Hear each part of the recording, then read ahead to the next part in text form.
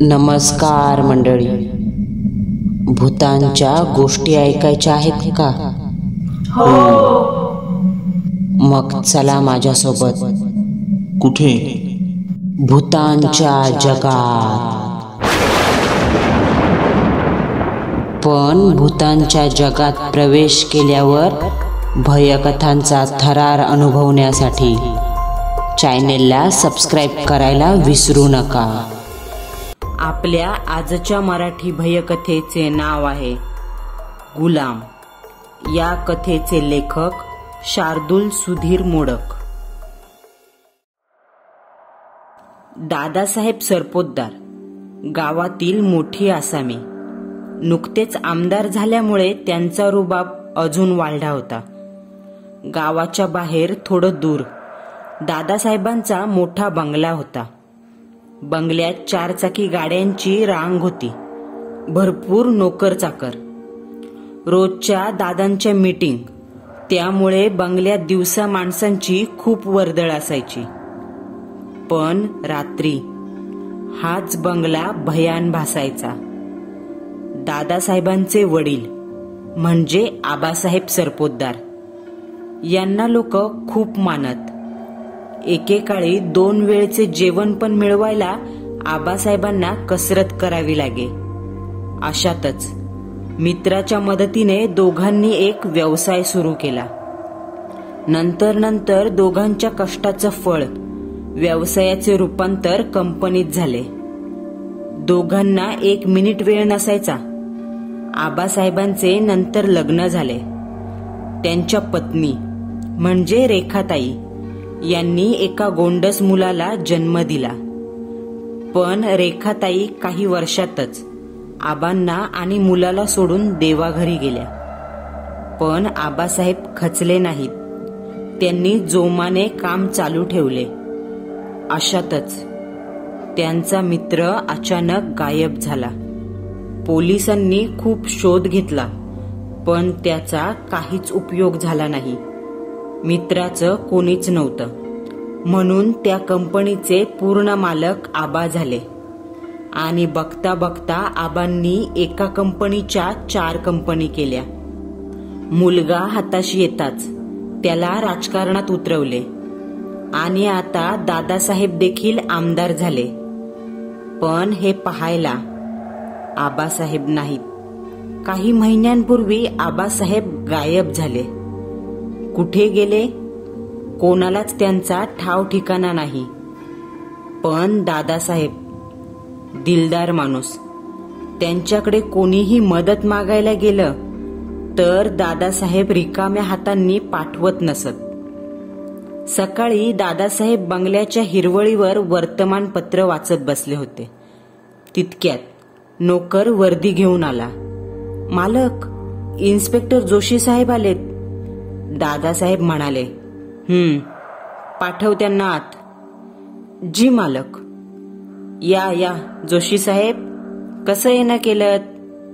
दादासाहेब हसून म्हणाले, काही नाही, जरा बोलायचं होतं.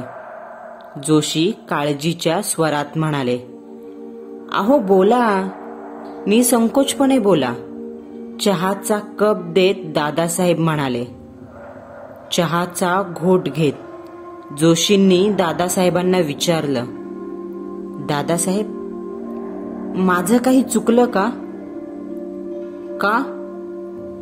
दादासाहेबांनी प्रश्नार्थक नजरेने विचारलं.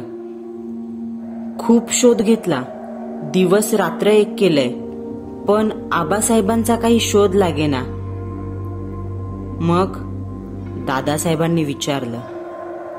जोशी सांगू लागले, आज सकाळी कमिशनर साहेबांचा फोन आला. ते म्हणाले, आबासाहेबांचा काही शोध लागत नाही तुझ्याकडून, म्हणून त्यांनी माझी बदली केली गडचिरोलीला. पण साहेब, माझं काही चुकलं नाही. मी सर्व तऱ्हेने प्रयत्न केले. खिन्न होऊन जोशी बोलायचे थांबले. असा प्रकार आहे तर, दादासाहेब म्हणाले. त्यांनी लगेच कमिशनरला फोन लावला. हॅलो नाईक साहेब, दादासाहेब बोलतोय. हा दादासाहेब, आज कशी काय आठवण झाली?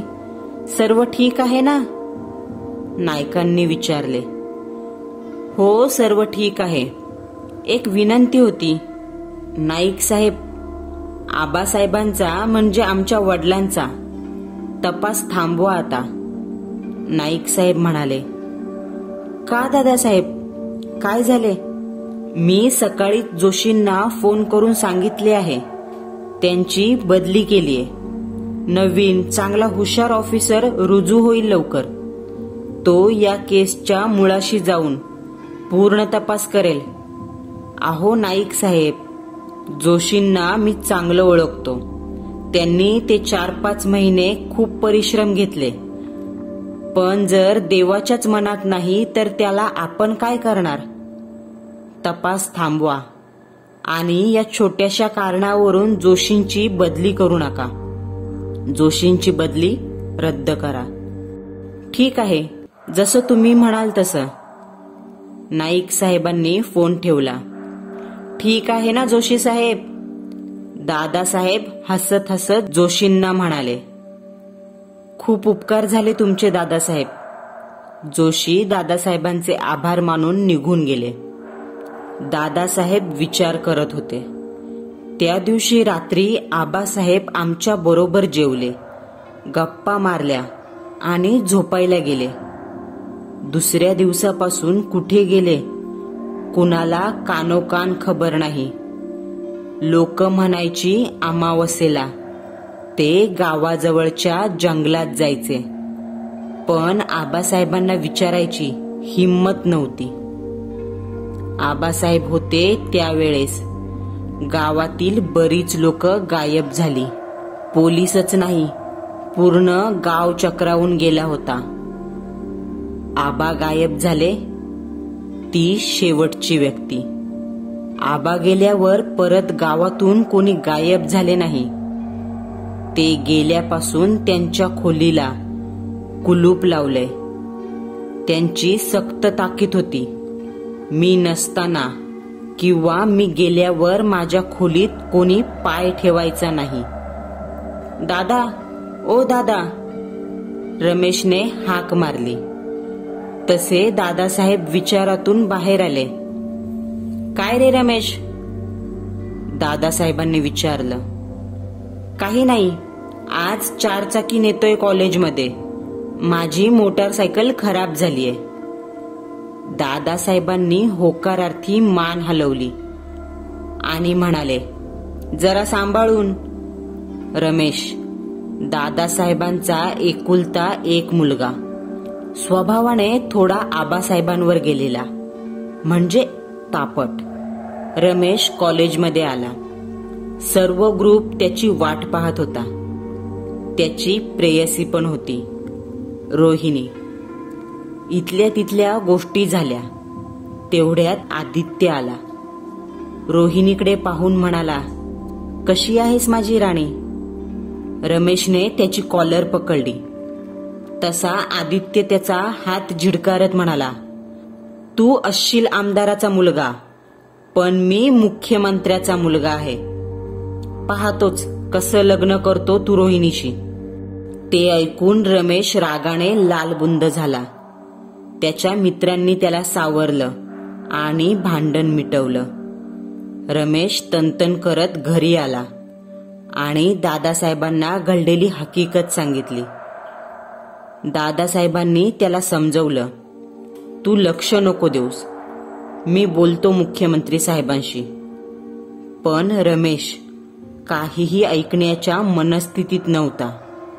दिवस रात्र सूड कसा घ्यायचा हा विचार चालू असायचा. असाच एक दिवस विचार करता करता तो आबासाहेबांच्या खोलीबाहेरून चालत होता. तसा त्याला आबासाहेबांच्या खोलीत काहीतरी पडण्याचा आवाज आला. त्याने पाहण्याचा खूप प्रयत्न केला, पण काहीही दिसले नाही. मग त्याने आजूबाजूचा कानोसा घेतला आणि बाजूच्या खोलीत जाऊन हातोडी आणली. एका घावात कुलूप तोडले. आबासाहेबांची खोली थोडी आडबाजूला होती, त्यामुळे सहज कोणी येत जात नसत. कुलूप हातोडी बाजूला ठेवून रमेशने खोलीत प्रवेश केला. तसा एक उग्र वास आला. रमेशने स्वतःला सावरलं. मगाशी काय पडलं हे पाहू लागला. समोरच्या कपाटातून आबांची जुनी पुस्तके खाली पडली होती. खूप जुनी पुस्तके. त्या पुस्तकामध्ये एक पुस्तक होतं, प्राण्यांच्या कातडीपासून बनवलेलं, आणि आत रक्ताने अक्षरं लिहिली होती. पुस्तकाचे नाव होते गुलाम. रमेश वाचू लागला. त्यात नरपिशाच्याला कसं वश करायचं, कसं गुलाम बनवायचं याचे विधी लिहिलेले होते. गावाजवळच्या जंगलात लिंबाच्या झाडाखाली नरपिशाच्याची मूर्ती आहे. त्या मूर्तीवर अमावस्येला रात्री 12 वाजता आपल्या रक्ताचा अभिषेक करायचा. मग ते नरपिशाच्य तुमचं गुलाम होतं आणि तुम्ही सांगाल ती इच्छा पूर्ण करतं. पण त्याची दर अमावस्येला आणि पौर्णिमेला रक्ताची तहान भागवायची. हे जो त्याला जागे करेल त्याची जबाबदारी. सोबत तिथे जाण्याचा नकाशा लावलेला आहे. रमेशने पुस्तक बंद केलं. त्याच्या डोळ्यात एक विलक्षण आनंद होता. आबांच्या खोलीला दुसरं कुलूप लावून रमेशने खोली बंद केली. सकाळी कॉलेजमध्ये गेल्यावर त्याच्या खूप जवळच्या मित्राला त्याने हे सगळं सांगितलं. मित्र हसायला लागला. तो म्हणाला, रमेश, आपण 21व्या शतकात आहोत आणि तू अजून अशा भाकड कथांवर विश्वास ठेवतोस. रमेश म्हणाला, ते काही नाही. उद्या अमावस्या आहे. आपण दोघांनीच जायचं. मित्रालाही रमेशचा वेडेपणा पाहण्याची लहर आली. तो हो म्हणाला.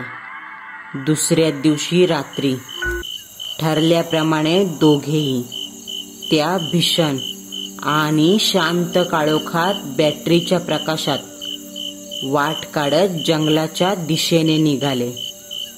जंगलात बरंच आत गेल्यावर रमेशने नकाशा काढला आणि पाहू लागला. मित्राला म्हणाला, पुढे गेल्यावर एक पडकं मंदिर आहे.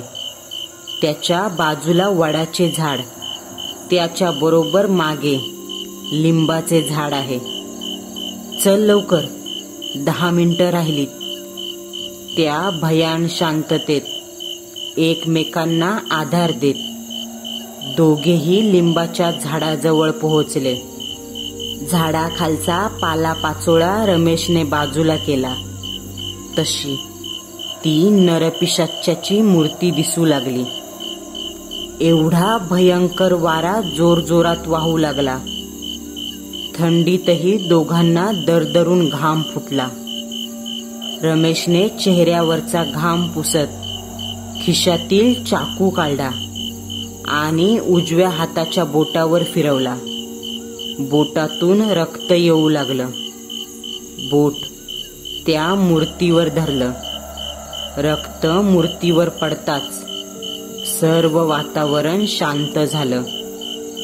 किती वेळ ते दोघे तिथेच उभे होते, पण काहीच हालचाल नाही. मित्र म्हणाला, तुझा वेडेपणा झाला असेल तर निघू. रमेशनेही नाराज होऊन होकारार्थी मान हलवली. मित्र घरी गेला. रमेश बंगल्यावर आला. त्याला काहीच कळत नव्हतं. असं कसं झालं? रक्त देऊन ते नरपिशाच्य कसं आलं नाही? रमेश बंगल्याच्या बाल्कनीत विचारात मग्न होता.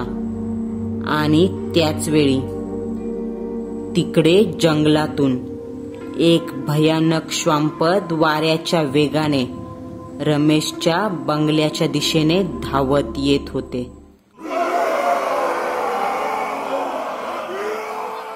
रमेश टेरेसवर जंगलाच्या दिशेने पाहत विचार करत होता. इतक्यात टायगर म्हणजे रमेशच्या कुत्र्याच्या जोरजोरात भुंकण्याच्या आवाजाने रमेश भानावर आला.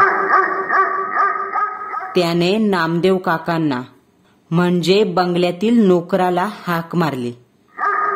नामदेव काका, ओ नामदेव काका. काकांनी टेरेसकडे पाहून विचारलं, काय झालं छोटे मालक? टायगर का भुंकत आहे?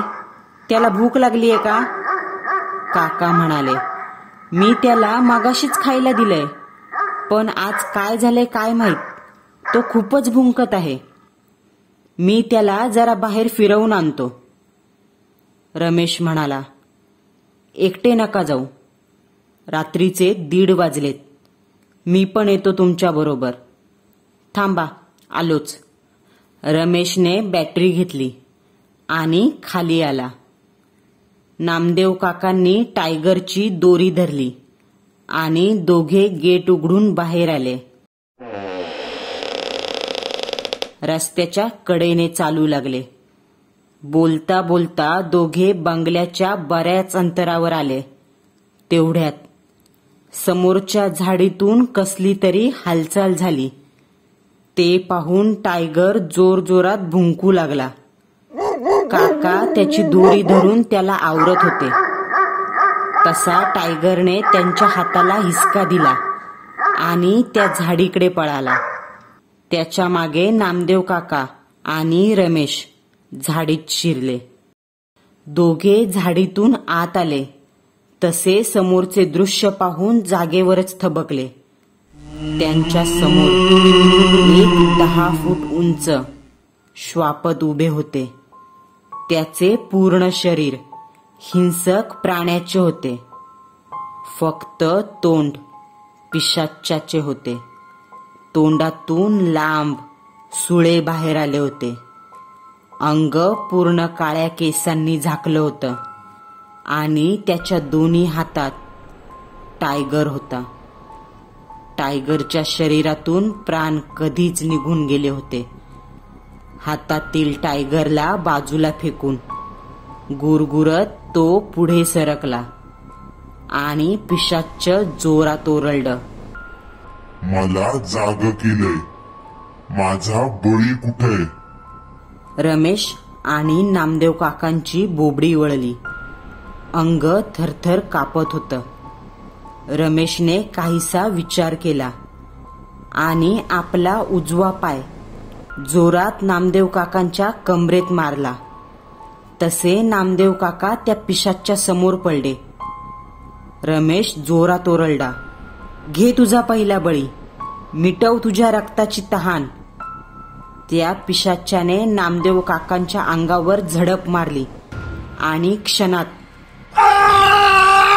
नामदेव काकांची मोठी किंकाळी आसमंतात विरली.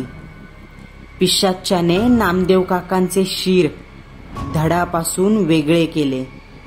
शिर आणि शरीर शेजारच्या झाडीत घेऊन गेला. रमेश हे सर्व उघड्या डोळ्यांनी पाहत होता. चेहऱ्यावरचा घाम पुसत रमेश पळत बंगल्यात आला. रात्रभर रमेश झोपला नाही. डोळ्यासमोरून रात्रीचा प्रकार जात नव्हता. नामदेव काकांबद्दल त्याला वाईट वाटले, पण काही पर्याय नव्हता. दुसऱ्या दिवशी सकाळी नामदेव काका आणि टायगर गायब झालेत.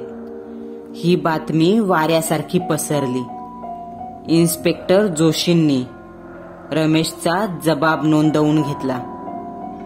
रमेशला विचारलं, काल रात्री नेमकं काय झालं? रमेश म्हणाला, रात्री मी टेरेसवर होतो. टायगर खूप भुंकत होता म्हणून नामदेव काका म्हणाले, मी त्याला फिरवून आणतो.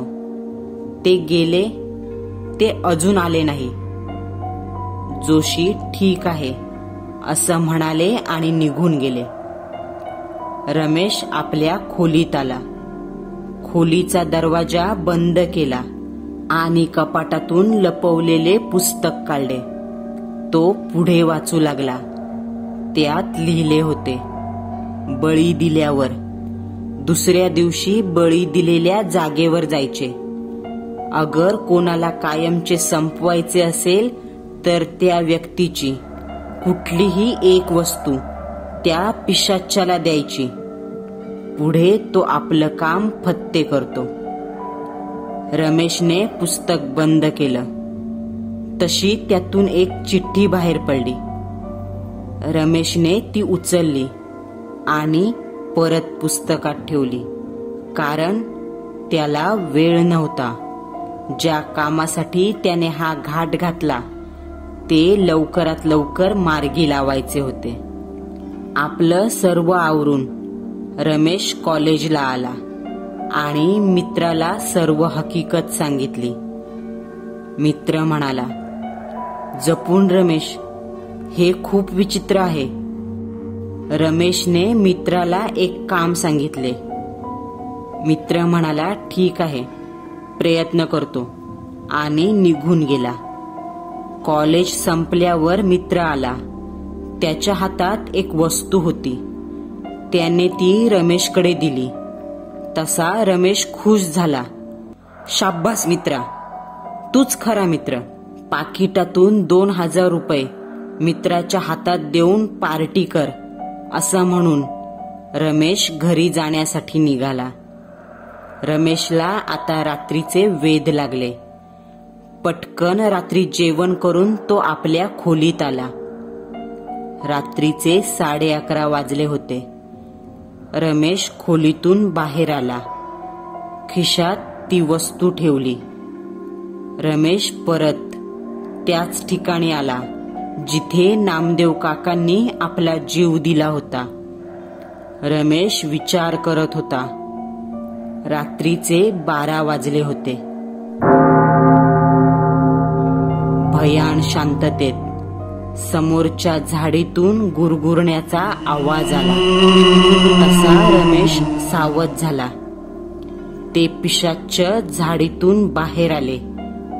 डोळ्यात रक्त उतरलेले, चेहऱ्यावर प्रचंड राग.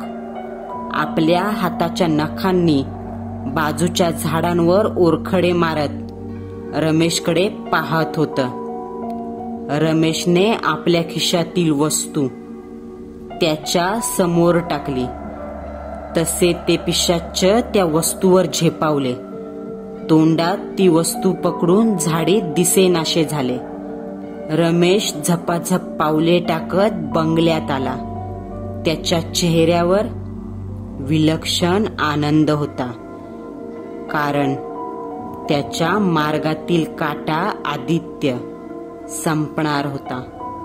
ती वस्तू म्हणजे मित्रांनी दिलेला आदित्यचा रुमाल होता.